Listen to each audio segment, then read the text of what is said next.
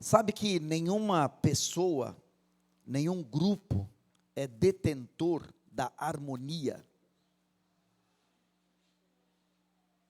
Vou repetir. Nenhuma pessoa, nenhum grupo é detentor da harmonia. Pense, vamos pensar num casamento. A pessoa fala assim: o meu casamento tem harmonia. Tem harmonia até que um fato novo desarmonize. Um filho que chega, desarmoniza. Um filho que vai, desarmoniza. A sogra que vem, desarmoniza. Por que vocês riram? A mãe que vem, né? Que a sogra que é sogra de um é mãe do outro, né? Desarmoniza. Um emprego novo, desarmoniza. Mudança de horário, desarmoniza. Mudança de clima, desarmoniza. Ou seja, nós não temos harmonia. Harmonia é uma construção constante na nossa vida. Porque até uma bênção que chega, ela causa uma desarmonia. Agora, eu estou falando aqui, citei o casamento, mas isso se aplica na igreja. É o que a gente vai ver hoje. A gente vai ver hoje que na igreja de Cristo, houve fatos que causaram desarmonia. Por quê? Porque toda desarmonia nos leva a uma busca de adaptação para suprir. Toda desarmonia faz surgir a necessidade de uma adaptação para suprir. Necessidades não supridas geram a quebra da harmonia. É isso que aconteceu na igreja primitiva. Quer ver? Atos, capítulo 6, versículos 1 a 7. Atos 6, de 1 a 7.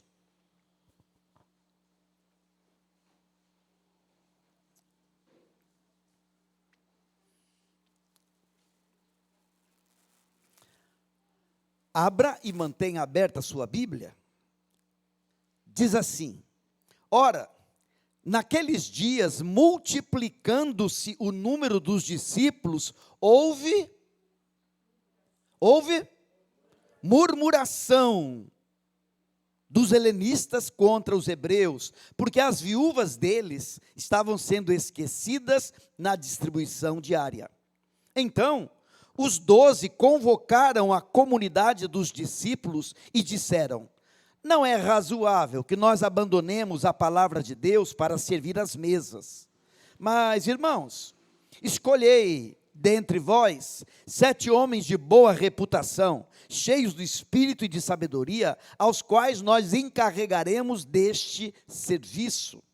E quanto a nós, nos consagraremos à oração e ao ministério da palavra.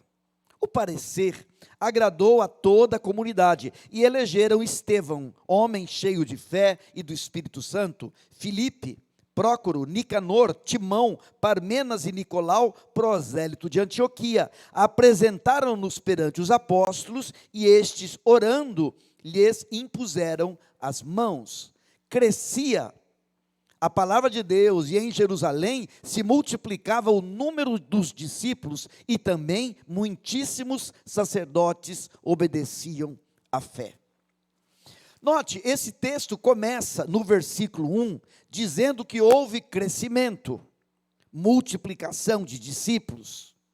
Esse texto fecha no versículo 7, dizendo que se multiplicava o número dos discípulos. E entre esta declaração de crescimento do verso 1 e a declaração de crescimento do verso 7, a gente vê um problema que poderia ter se constituído numa barreira para o crescimento.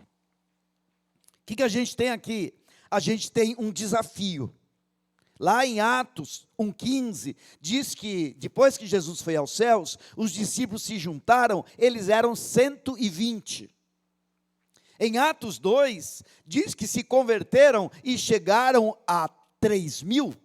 Em Atos 2,47, fala que o Senhor acrescentava dia a dia os que iam sendo salvos. Em Atos 4,4, diz que agregaram-se 5.000. E lá em Atos 6,7, que a gente leu aqui, multiplicava-se o número dos discípulos. O livro de Atos, logo no seu começo, mostra uma igreja que está eclodindo. É uma igreja que está multiplicando rapidamente o número dos discípulos. Mas isso gerou um problema.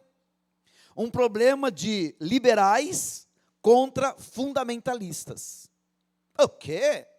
Naquele tempo, sim, os judeus que eram criados na diáspora. O que é a diáspora? Os judeus que eram criados fora de Jerusalém. Os judeus que eram mais influenciados pela cultura grega, pela cultura helênica. Por isso, helenistas, estes judeus, eles eram muito mais liberais da maneira como eles lidavam com a religiosidade, como eles lidavam com os costumes. Eles viviam fora daquele ambiente de Jerusalém, daquele ambiente da Palestina. Os judeus palestinianos, os judeus da Palestina, os judeus de Jerusalém, eles eram muito mais fundamentalistas, muito mais rigoristas nos hábitos, nos costumes, na maneira como eles viviam a sua religiosidade. E essa diferença gerou um problema, um preconceito que levava a uma discriminação. E essa discriminação gerava a quebra da unidade na igreja.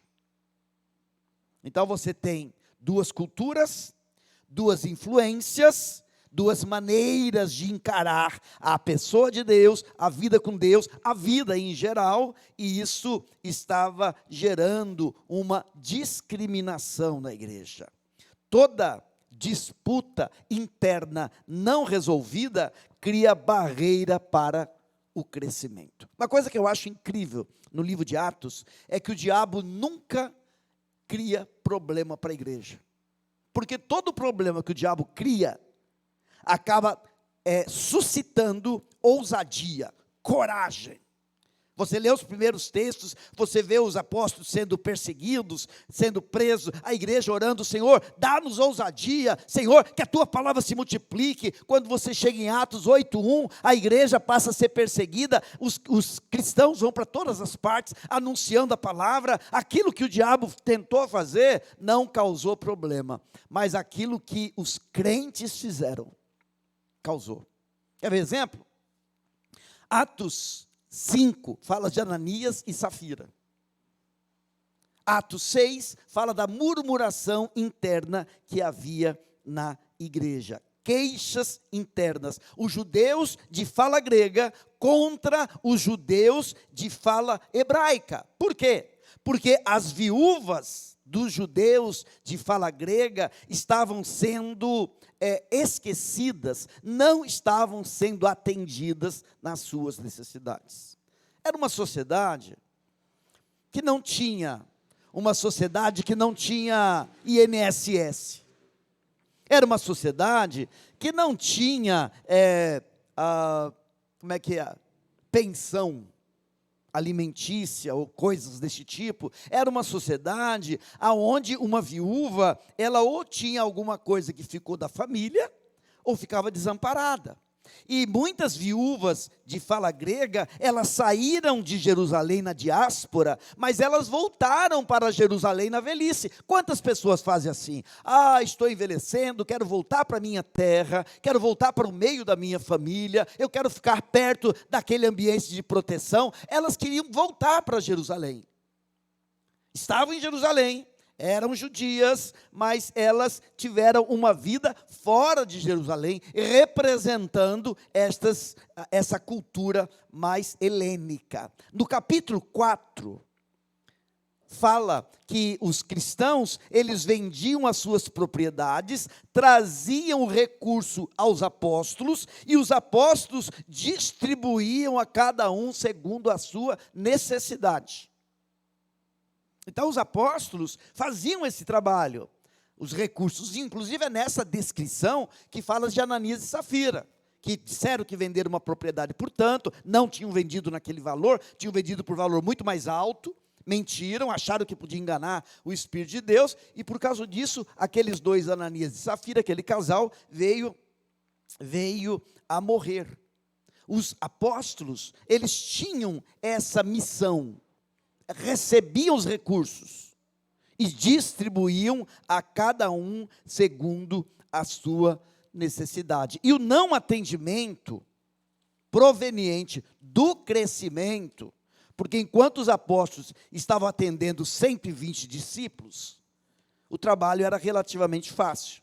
Mas quando eles tiveram que atender 3, 5 mil e muito mais, então o trabalho começou a ficar mais complicado.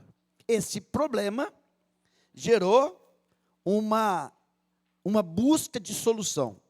A primeira solução, que eu já falei, ela foi uma solução não adequada. Os apóstolos cumpriam este papel. No entanto, os apóstolos fazerem isso gerava um problema. Eles estavam negligenciando o serviço da oração e da palavra. Prestem atenção. Deus criou o ser humano a partir de 2 elementos. Quais foram os 2 elementos que Deus usou para criar o ser humano? Barro, terra e sopro. Uma parte material, uma parte imaterial, certo? Aquele trabalho que os discípulos estavam fazendo, estava atendendo a parte barro, mas a parte sopro estava ficando mal atendida. Eles estavam negligenciando a palavra e a oração, que são os recursos para o Espírito. Eles estavam negligenciando a palavra e a oração, recursos para o Espírito. Se você negligencia na sua vida a palavra e a oração, você negligencia aquilo que você precisa para o Espírito. Porque eles estavam se dedicando àquilo que era necessário para o corpo, para o barro. E aí eles apresentam essa questão. Os 2 serviços, o do barro e o do sopro, são necessários, mas cada um em sua especificidade. Há um serviço específico para o espírito, há um serviço específico para o corpo, há um serviço específico para o sopro, há um serviço específico para o barro. Pergunto para você: você tem atendido mais o seu barro ou o sopro de Deus em você?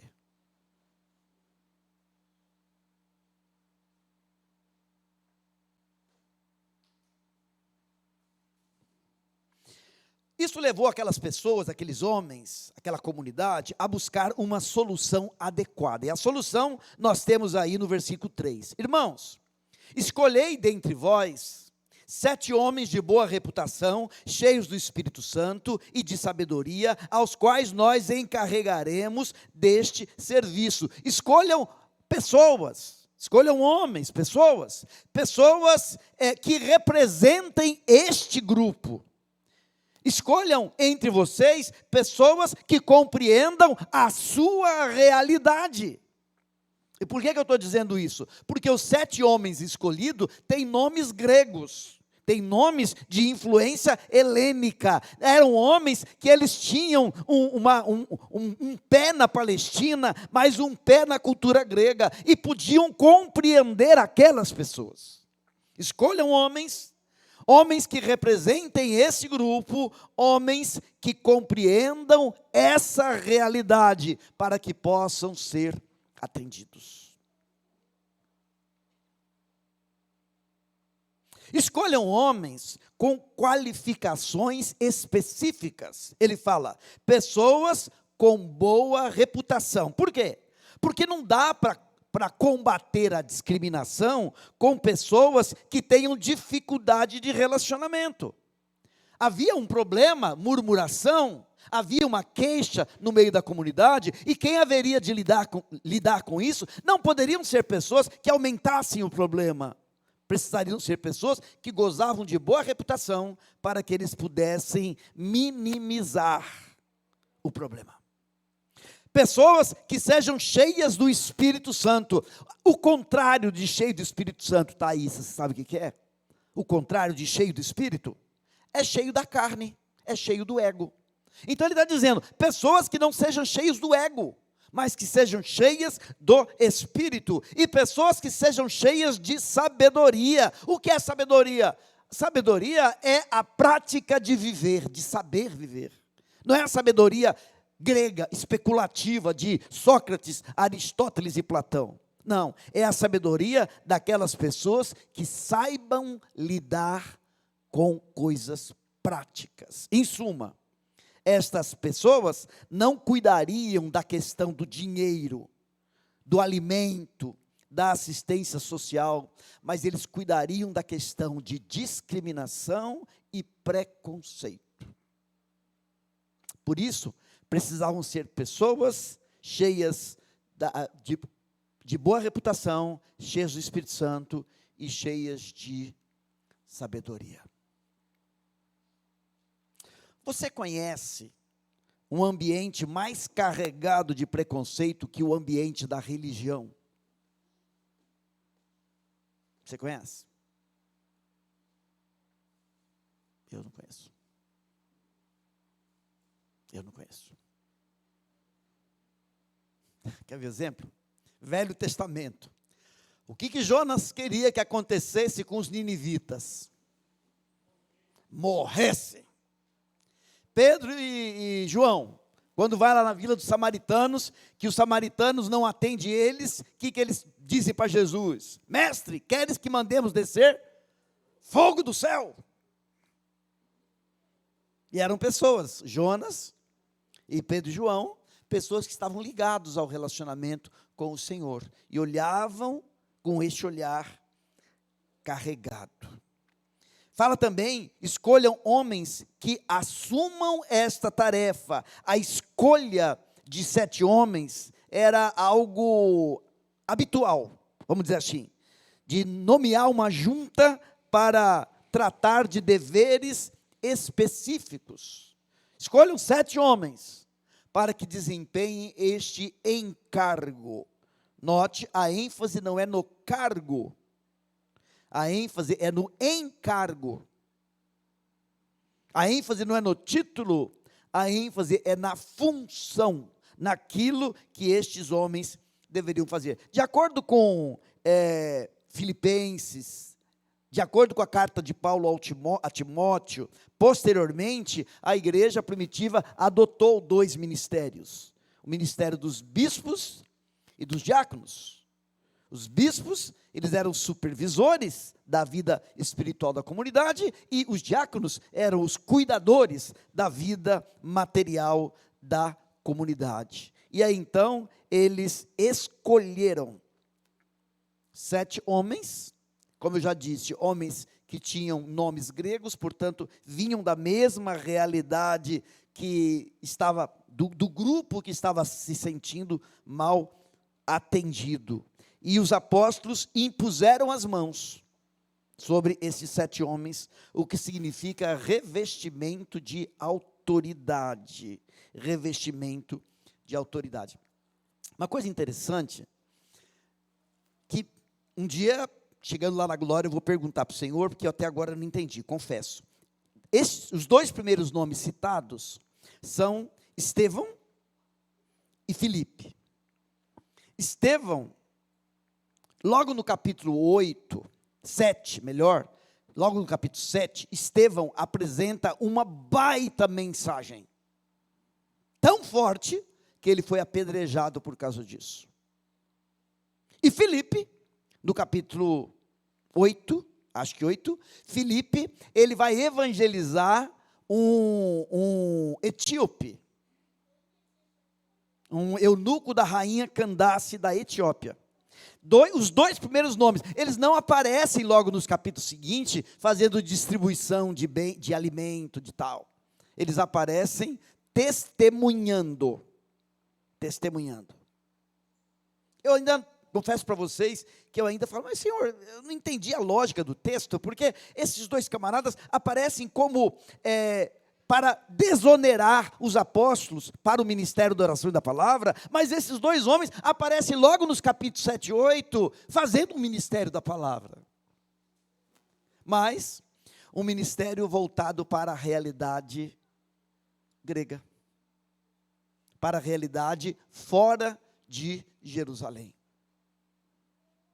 O fato é que estes homens, eles foram revestidos de autoridade.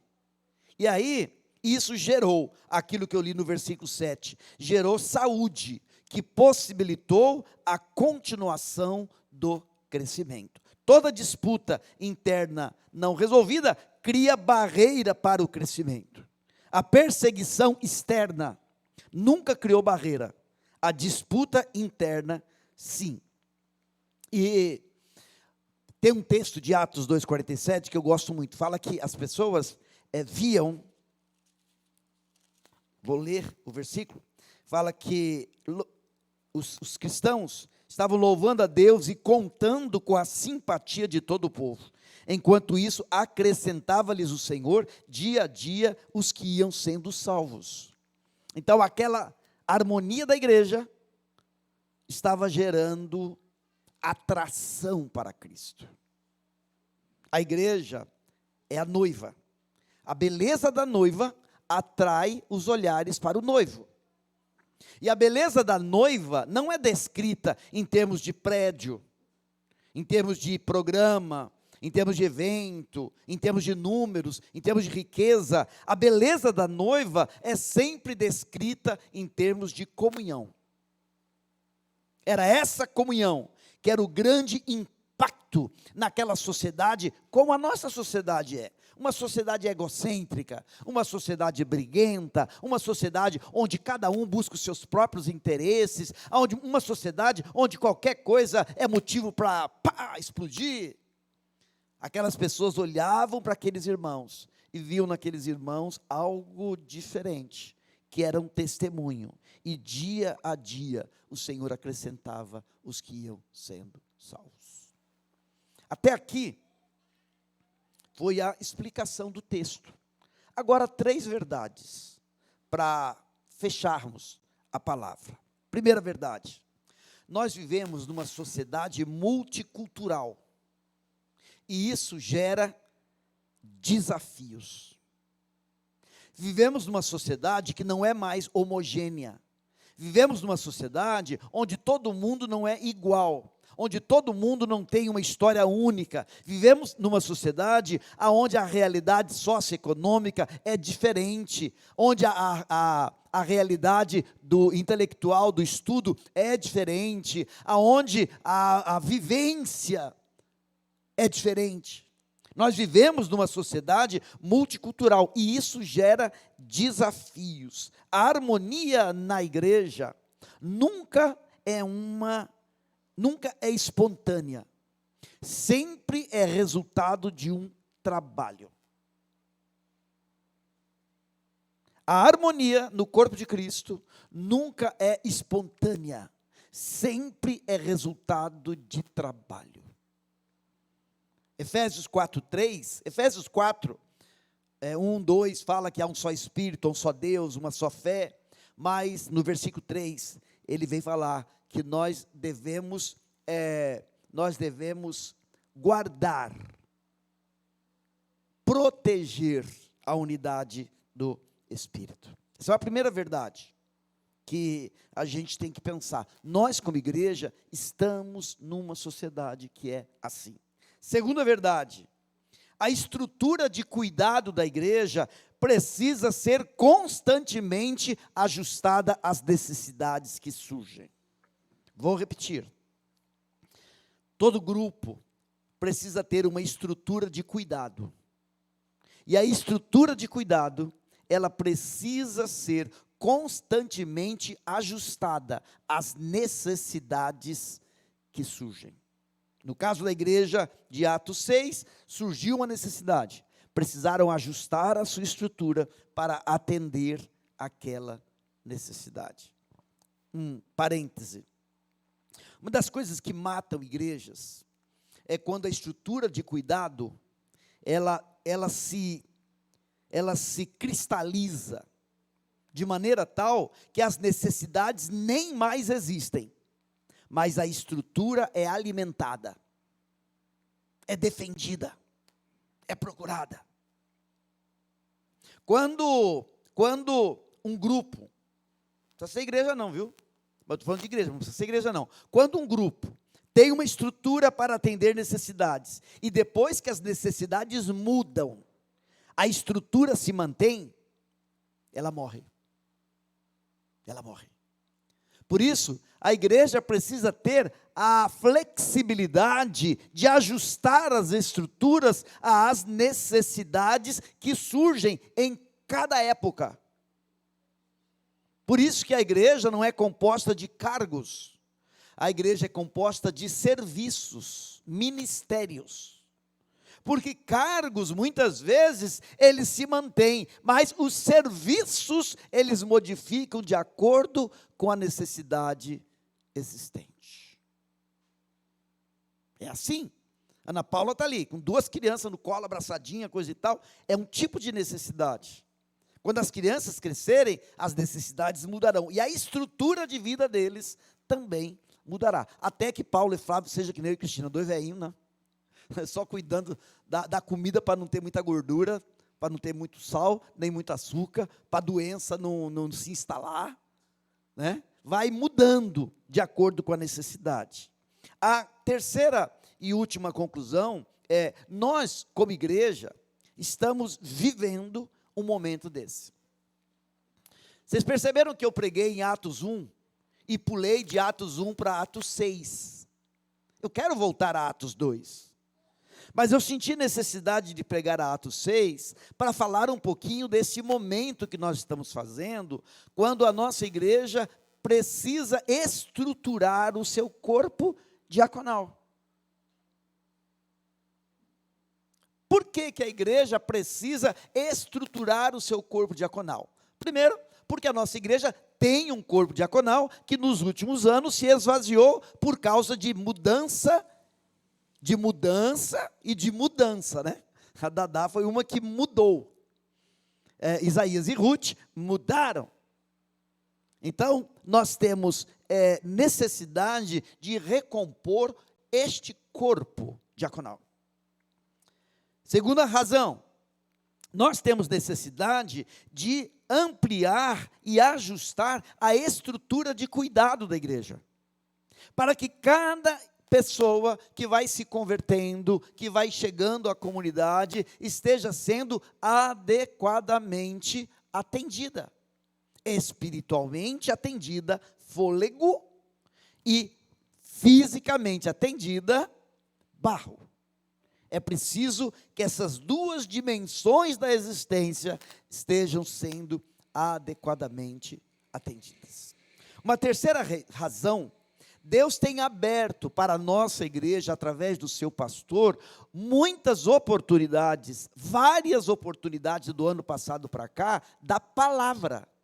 Seja a palavra pelo Ingredientes para um Dia Melhor, seja a palavra pela Rádio Transmundial, seja a palavra ministrada agora no Colégio Presbiteriano, seja a palavra por aquela campanha, aquele movimento que eu estou envolvido do Paz Entre Nós. A palavra, a oportunidade da palavra tem se aberto.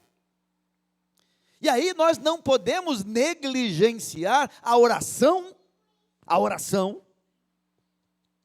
cada um, mas no meu caso orando, e a palavra, para nos gastarmos com aquilo que tem a ver com o barro. Então nós temos uma necessidade de ampliar para avançar. Deus tem dado oportunidades, nós precisamos aproveitar as oportunidades, mas para isso é preciso que o corpo de Cristo esteja adequadamente atendido.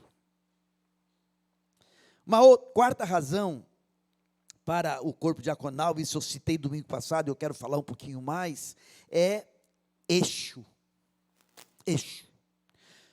Toda comunidade, ela precisa ter um eixo humanamente falando, porque o nosso eixo é Cristo, mas precisa ter um grupo que mantenha a estabilidade. Por quê? Vocês sabem, membros vêm, membros vão, é natural isso. Há mudanças por vários motivos. Membros vêm, membros vão. Cargos eleitos vêm e vão, é natural. Passa ano, chega em novembro, faz eleição, muda um cargo, muda outro, muda uma coisa, muda outra. Ministérios vêm e vão. Mas se nós não temos um grupo que se torne o núcleo, o eixo, nós podemos facilmente nos desintegrar. Então, essas razões nos levam a solicitar a igreja, e aqui eu quero reconhecer o trabalho do Zaqueu, quando na reunião de liderança pediu a palavra e disse: irmãos, pastor, nós precisamos recompor o corpo diaconal. Zaqueu falou isso. Depois nós nos reunimos com os diáconos e decidimos juntos com os diáconos que nós iríamos recompor. E aí o que nós estamos pedindo é que a igreja, buscando no Espírito, indique os nomes que você acha. Pastor, mas nomes, quantos nomes? Você só vai fazer indicações. Depois o corpo diaconal, junto com o pastor, vai pegar isso e vai enxugar isso e trazer para a igreja em assembleia. Para que a igreja reconheça em assembleia estas pessoas, que não precisa ser só homem, pode ser diácono, pode ser diaconisa, né? E estes nomes reconhecidos, eleitos, serão empossados então no culto de aniversário da nossa igreja, no mês de abril. Então, lá atrás, vocês têm o nosso gasofilácio antigo, né? O nosso gasofilácio que era lá de baixo. Lá você tem uma prancheta, você tem folhinha, indique nomes. Um nome, 2 nomes, 3 nomes, de acordo com o que o seu coração sentir. Mas faça isso debaixo de oração. As indicações, elas serão feitas até 25 de fevereiro. Portanto, você não precisa ter pressa. Ore, pergunte para Deus: Deus, quem são as pessoas que devem ser encarregadas deste importante negócio? Escreva, coloque naquela caixinha. E aí então, nós estaremos junto com o corpo diaconal atual, fazendo o trabalho, consultando pessoas, trazendo os nomes para a eleição no mês de março, para a ordenação e posse no mês de abril. Se você tiver alguma dúvida, você pode fazer 2 coisas, 3 coisas. Você pode ler Atos 1, de 1 a 7, que já lemos na mensagem. Você pode ler 1 Timóteo 3, de 8 a 13, que é o texto que Paulo recomenda a Timóteo, a escolha de bispos e diáconos. Você pode ler 1 Timóteo 3, de 8 a 13. Isso é uma coisa que você pode fazer. Segunda coisa que você pode fazer, você pode orar. Deus, dá-nos sabedoria. Terceira coisa, você pode perguntar, conversar. Pode ser comigo, pode ser com outro irmão, você pode conversar. E dessa maneira, cumprir o papel que lhe cabe, de maneira consciente. Com tudo isso, o que nós esperamos? Esperamos que o corpo de Cristo seja adequadamente atendido.